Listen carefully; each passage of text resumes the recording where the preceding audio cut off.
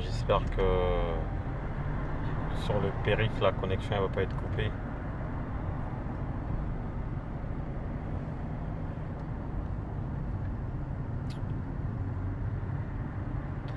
Bon, on va y aller, hein. Il y a quelques personnes qui sont là. Donc bonjour à tous, surtout aux Maliens. C'est toujours dans la continuité de la Coupe d'Afrique des Nations, l'élimination du Mali hier par la Côte d'Ivoire. Donc le Mali, malgré son beau football champagne, malgré le niveau technique, malgré tout, le Mali a perdu devant la Côte d'Ivoire, c'est regrettable. Et ce matin, j'ai vu des images, des vidéos qu'on m'a envoyées à plusieurs reprises de gens en train d'agresser une famille à Bamako. En tout cas, on a vu des gens lancer des pierres. Et j'ose espérer que ces images-là sont truquées, que ce n'est pas la réalité. Parce qu'en 2019, se comporter comme ça veut dire quand même qu'on manque de discernement. C'est-à-dire qu'on n'a pas tiré les leçons du passé. Ces genres de situations, c'est comme un boomerang.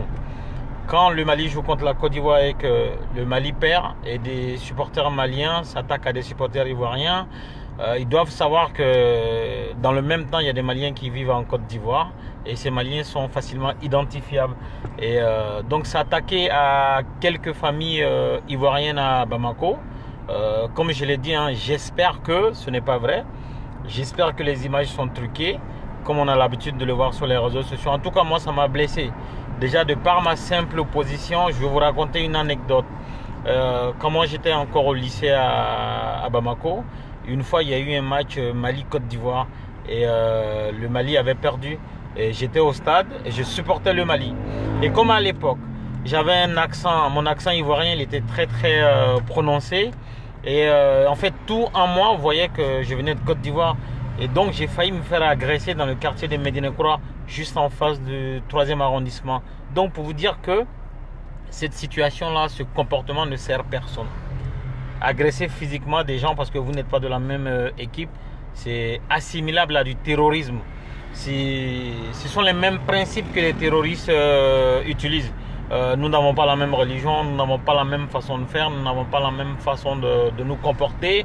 Et ça justifie aux yeux de certains l'agression des autres. Et d'ailleurs, quand vous regardez au Mali aujourd'hui, on est un peu victime de ça.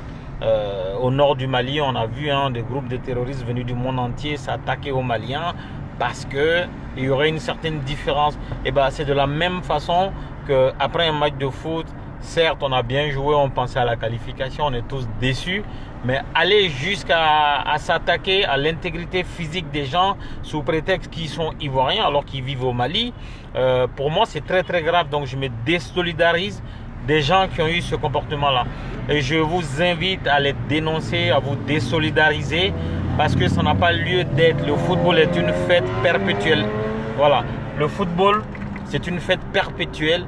Qu'on gagne ou qu'on perde, c'est une fête. Quand vous regardez bien l'équipe du Mali, il y a des gens dont leur nom rappelle des noms maliens. Quand vous regardez l'équipe du Mali, quelqu'un comme Yves Bissouma, qui est blessé, qui n'était pas à la CAN, mais Yves Bissouma est d'origine ivoirienne. En fait, nous sommes un seul peuple.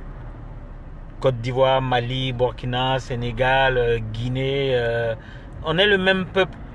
On ne doit pas encourager ces attitudes-là, d'agresser des gens juste parce qu'on est mécontent d'une défaite. Si on doit jouer à ce jeu et si la Côte d'Ivoire avait perdu, est-ce que ces Maliens-là qui sont allés agresser des Ivoiriens à Bamako auraient encouragé le fait que les Ivoiriens s'attaquent à des Maliens et à leurs biens? On sait très bien dans le passé, ces genres de choses ont eu lieu. Quand vous demandez aux supporters de l'ASEC à Abidjan, ils savent très bien ce qui s'est passé entre les supporters de l'ASEC et les supporters de l'Ashanti Kotoko. Il y a peut-être 2 décennies. Il y a eu mort d'hommes. Et donc, nous n'allons pas fermer les yeux, nous n'allons pas nous taire et regarder des Maliens. C'est un acte isolé, comme je l'ai dit. C'est vraiment quelques gens, je dirais même pas une minorité. Parce que quand vous dites une minorité sur 17 millions d'habitants, on peut croire que c'est 100, 200 personnes. Non, c'est quelques personnes qui ont été malheureusement filmées. C'est pour ça, des fois, les réseaux sociaux, ça pose des problèmes. Parce que quand vous filmez ces genres de personnes et que vous diffusez la vidéo, ça leur fait de la publicité. C'est pour ça que moi-même, j'aurais pu utiliser la vidéo des gens en train de lapider la maison des supporters ivoiriens. Je ne le fais pas parce que ça leur fera de la publicité. Aujourd'hui, tout est sujet à publicité sur les réseaux sociaux. Nous avons une mauvaise utilisation des réseaux sociaux. Et je vous invite à condamner cet acte d'agression des supporters ivoiriens à Bamako. Et je vous invite à vous indigner.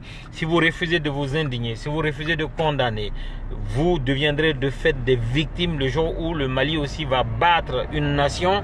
Et vous savez que les Maliens, il y en a partout. Le Malien devrait être la dernière personne à se comporter comme ça. C'est un comportement animal, c'est un comportement honteux, c'est indigne du football. Quand on aime le football, on doit savoir que ces moments existent, ces moments de douleur à la suite d'une défaite, ça existe. On était tous habillés dans le maillot vert jaune rouge hier. On a tous espéré que les aigles s'envolent et que soulèvent l'éléphant. Ça n'a pas été possible. Tournons la page, regardons cette belle équipe, encourageons-la. Mais ça ne devrait pas donner lieu à des scènes d'agression. Comme je l'ai dit, c'est honteux. Indignons-nous, dénonçons.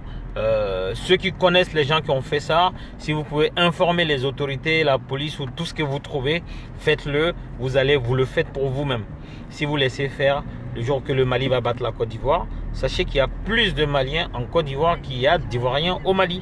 Il y a plus de Maliens au Congo qu'il y a de Congolais à Bamako. Il y a plus de Maliens au Gabon qu'il y a de Gabonais au Mali. Et donc c'est un bad trip. C'est vraiment du bullshit. Si vous pouvez, ne le faites pas. Si vous pouvez, dénoncer ceux qui ont fait ça. Parce que si on doit victimiser les gens suite à une victoire, soit on souhaite au Mali de ne jamais gagner de match. Comme ça, à chaque fois que le Mali perd, on va taper les gens. Mais si jamais le Mali gagne, on se retrouve dans une situation où on expose les supporters maliens. En plus, vous savez très bien aujourd'hui qu'avec les réseaux sociaux, ces images, ça va très très loin. Et du coup, les Gabonais, les Togolais, les Béninois, les Sénégalais, les Guinéens, tout le monde se dira que les supporters maliens, ils sont pas fair-play, ils sont agressifs. Et nous aussi, quand il va se passer une situation comme ça entre nous et les ex du Mali, nous aussi, soit on va se venger, soit on va venger les Ivoiriens. Et donc, il faut faire très gaffe. Ça fait très longtemps qu'on n'a pas eu de telle image aussi honteuse après un match du Mali. N'encourageons pas, limitons la casse. Donc moi je vous invite à vous indigner, je vous invite à dénoncer la situation d'agression. Et je vous invite aussi à dénoncer les personnes. Si vous pouvez montrer leur visage aux autorités, faites-le. Et c'est comme ça qu'on va soigner l'image du Mali. On va bien supporter notre équipe parce que les meilleurs supporters maliens sont ceux qui ont tourné la page, qui sont plutôt dans l'avenir en train d'analyser les forces du Mali pour les échéances prochaines. Ceux qui sont dans la violence, ceux qui sont dans l'animosité. J'ai vu même des gens qui ont eu des comportements d'animaux envers même l'équipe nationale. J'ai eu des injures envers le sélectionneur, envers Moussa Marega, etc. Ça n'a pas lieu d'être. Mais on va mettre ça sous le coup de la liberté d'expression parce que je suis pour la liberté d'expression. Ceci dit, dans la liberté, il faut savoir respecter les autres, il faut savoir respecter l'intégrité morale des gens, etc. Mais les agressions physiques, ça ne rentre pas dans le cadre de la liberté d'expression. Déjà, la loi malienne, elle bannit ça. Et donc, je vous invite à décourager les gens qui seraient tentés de jouer à ce jeu-là. C'est un jeu qui n'honore personne et c'est un jeu qui n'est pas intéressant pour la communauté malienne. Je pense que tous les Maliens qui sont dans les pays étrangers doivent regretter cet état de fait-là. Nous sommes en France. Imaginez un match Mali-France où le Mali gagne et que les Caucasiens se lèvent à taper tous les Noirs qui passent.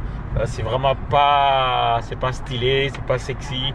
Nous sommes en 2019, le monde il est ouvert et nous devrons être plus intelligents que ça. Et donc je vous invite à l'intelligence, je vous invite à vous comporter positivement, ça n'honore personne.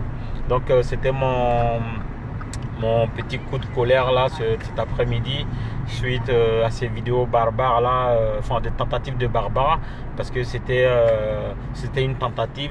J'espère qu'il n'y a pas de blessés, il n'y a pas de biens détruits et que tout le monde se sent bien. En tout cas, nous allons revenir sur cette situation-là. Nous allons tout faire, en tout cas médiatiquement, avec la petite influence que nous avons. Nous allons décourager ceux qui sont tentés de se comporter ainsi. Et donc, merci à vous. Allez les aigles. Félicitations aux éléphants de Côte d'Ivoire. Et bah, à très bientôt.